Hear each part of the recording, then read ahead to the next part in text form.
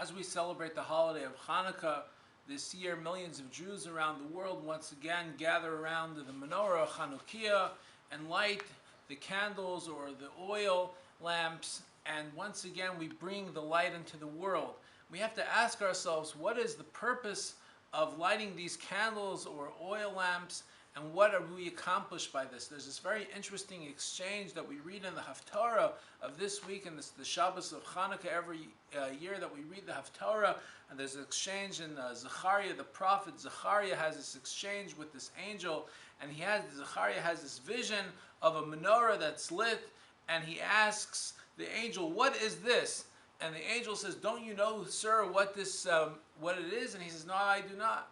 And finally the angel says, "I want to let you know what it is." He says, "Lo b'chayil v'lo b'choach kim beruchi amar Hashem tzvos." Not with might and not with a war, but only with my spirit, said Hashem God. And it seems to be somewhat of an interesting exchange, because after all, Zechariah was a prophet, and we would think that a prophet would know what a menorah is, but yet he seems to be going beyond the surface and searching for the true meaning of what the menorah represents. And the angel reveals to Zechariah that the message of the menorah is that it's not with might nor with power, but it's the Spirit of Hashem that manifests itself into the world through the light of the menorah. And I think this message is always pertinent, but especially in our times when there's these clouds hovering over ourselves, clouds that are dark, and there's been difficult news as of late, and many times we struggle to find meaning